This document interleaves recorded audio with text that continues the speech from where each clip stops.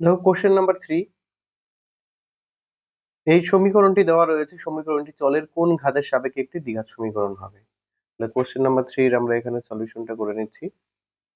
সমীকরণটি আছে x⁶ - x³ - 2 0। তো সমীকরণটি কিন্তু দ্বিঘাত সমীকরণ নয়, কিন্তু দ্বিঘাত সমীকরণ আমাকে ইন্ট্রোডিউস করাতে হবে। তাহলে এখানে কি লিখতে পারি আমরা? এখানে x³ যদি আমরা স্কোয়ার করে দিই, অর্থাৎ 6টাকে আমরা ভাঙিয়ে নিলাম, তাহলে x³ - 2 0। এই x³ এর জায়গায় যদি আমরা x³ যেটা রয়েছে তাকে আমরা p ধরে নিলাম, তাহলে এখানে হবে p² - p - 2 0। তাহলে এখানে চলরাশিটা কি আছে? চলরাশিটা p² চলে এসেছে। তাহলে কার সাপেক্ষে এটি দ্বিঘাত হবে? চলরাশির কোন ঘাতের সাপেক্ষে এটি দ্বিঘাত, সেটা এখানে অ্যান্সার চেয়েছে। তাহলে চলরাশির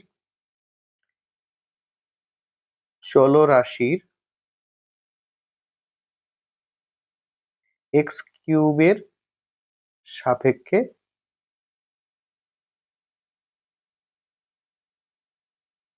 দ্বিঘাত হবে। এই অ্যান্সারটা তোমরা লিখবে। ওকে, কোশ্চেন নাম্বার 4 দেখো 4টে ম্যাথ রয়েছে। সমীকরণটির এর কোন মানের জন্য দ্বিঘাত সমীকরণ হবে না। তাহলে কোশ্চেন নাম্বার 4 এর 1 কোশ্চেনটা আমরা দেখে নিই। a - 2 x² plus 3x plus 5 = 0। তো আমরা কি জানি, দ্বিঘাত সমীকরণ হওয়ার একটাই শর্ত রয়েছে, a(x²) এই টার্মটা থাকতে হবে। এই টার্মটা যদি না থাকে, অর্থাৎ এই পদটা যদি না থাকে, তাহলে কিন্তু সে দ্বিঘাত হবে না। বোঝা গেল? তাহলে কোনো কারণে যদি a = 0 হয়ে যায়, তাহলে কিন্তু সে দ্বিঘাত হবে না। আর দ্বিঘাত হওয়ার শর্ত হলো a ≠ 0। তাহলে আমরা এরকম ভাবে ধরে নিতে পারি, সুতরাং a - 2 = 0 হলে দ্বিঘাত হবে না। ওকে, তাহলে কি হলো? এর ভ্যালুটা কত আসবে? এখানে যদি আমরা সমাধান করি a = 2 হবে। তাহলে এখানে কি অ্যান্সার চেয়েছে? এখানে অ্যান্সার চেয়ে এর কোন মানের জন্য দ্বিঘাত হবে না। তাহলে নির্ণয় মান কত হয়ে যাবে? নির্ণয় মান a = 2, এটা অ্যান্সার হবে। ওকে,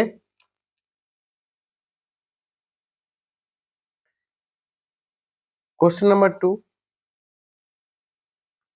4 এর 2 নাম্বার কোশ্চেনটা দেখো। দ্বিঘাত সমীকরণ আকারে প্রকাশ করলে x এর সহগ কি হবে? তো সহগ মানে হলো সংখ্যা সহগ, অর্থাৎ চলরাশির সাথে যে থাকবে, অর্থাৎ x এর সাথে যে থাকবে সেই নাম্বারটা কি হবে। তো এটা তো দ্বিঘাত সমীকরণের আকারে নেই, আমরা এখানে অঙ্কটা টুকে নিই।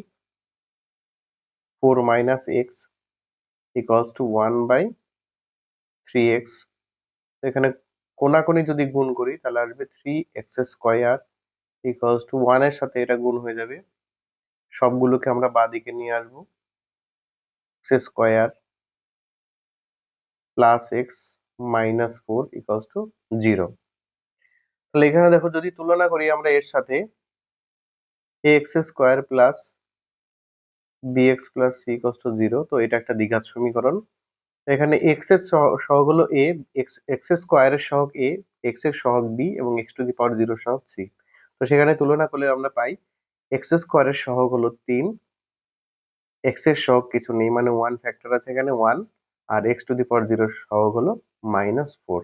তো আমার এখানে অ্যান্সার কোনটা চেয়েছি? একটাই অ্যান্সার চেয়েছি, x এর সহগ কত, তাহলে কি লিখবে? সুতরাং x এর সহগ 1, এটা তোমরা অ্যান্সার লিখবে। ওকে, এবার কোশ্চেন নাম্বার 3 দেখো, 4 এর দাগের 3, এই সমীকরণকে এই আকারে দ্বিঘাত সমীকরণের আকারে প্রকাশ করতে বলেছে, অর্থাৎ স্ট্যান্ডার্ড ফর্মে প্রকাশ করতে বলেছে। তো এখানে করে নিই, ভেরি ইজি।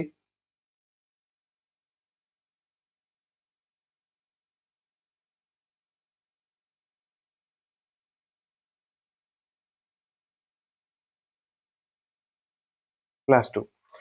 এই পর্যন্ত হলো আমাদের সমীকরণটি দেওয়া রয়েছে। দেখো বাঁদিকে করার কিছু নেই, এরকম যেরকম আছে সেরকমই থাকবে। ডান দিকে একটা ক্যালকুলেশন হবে, এখানটায় দ্বিপদের গুণ আছে, তাহলে প্রথমে এক্স দিয়ে গুণ করি। এক্স দিয়ে কি হয় গুণটা তোমরা জানো, দ্বিপদ রাশিমালার গুণটা কিরকম হয়, এই এক্স দিয়ে একবার এটাকে গুণ হবে, আবার এটাকে গুণ হবে, আবার 4 দিয়ে এটাকে গুণ হবে, আবার এটাকে গুণ হবে। এরকম ভাবে কিন্তু দ্বিপদ রাশিমালার গুণ হয়ে থাকে। ওকে, এখন এক্স দিয়ে যদি এক্স কে গুণ করি তাহলে এক্স স্কোয়ার আসবে, প্লাস 3x হবে, যেরকম সাইন আছে সাইন বসবে। 4 দিয়ে এবার গুণ করব, 4x হবে। 4 দিয়ে 3 কে গুণ করলে 3 4 12 হয়ে যাবে, প্লাস 2 এখানে রয়েছে। তো এদিকে আবার বাঁ দিকটা যা আছে তাই আমরা এখানে রেখে দিই। এক্স স্কোয়ার এই দুটো যোগ হয়ে যাবে, 7x হবে, প্লাস এখানটায় যোগ হবে 14 হয়ে যাবে। এবার ডান দিক আর বাঁ দিকের মধ্যে কোথায় মিল রয়েছে দেখো, 7x same sign, both side আছে, তো এটা কেটে যাবে, কিন্তু এই দুটো কেটে যাবে। এবার বাকি সবগুলোকে আমরা বাঁ দিকে নিয়ে আসি, ডান দিকটা 0 করে দেবো। 3x square minus x square, এটা মাইনাস হয়ে যাবে এক্সটা, আর প্লাস 23 মাইনাস 14 হয়ে যাবে ইকুয়ালস টু 0। এখানে দুটো যোগ বিয়োগ হয়ে যাবে, 2x স্কোয়ার থাকবে, প্লাস এটা থাকবে অনলি 9 থাকবে, সাবট্রাকশন করলে ইকুয়ালস টু 0। তো এটাও কিন্তু একটা দ্বিঘাত সমীকরণ রয়েছে।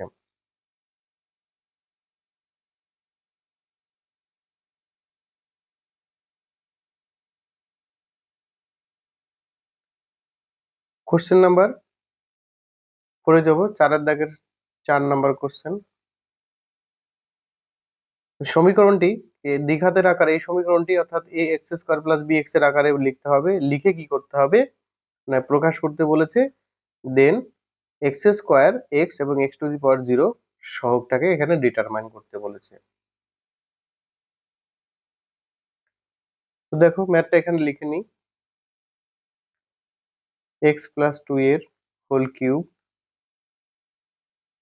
X into x square minus 1, তো এটা রয়েছে। তো বাঁদিকে হোল কিউব রয়েছে, এটা বীজগণিতের ফর্মুলা রয়েছে, হোল কিউবের ফর্মুলা এ প্লাস বি হোল কিউবের ফর্মুলা। তো ফর্মুলা মনে রেখে তোমাদের কিন্তু ম্যাথটা করতে হবে। হলো এক্স কিউব আসবে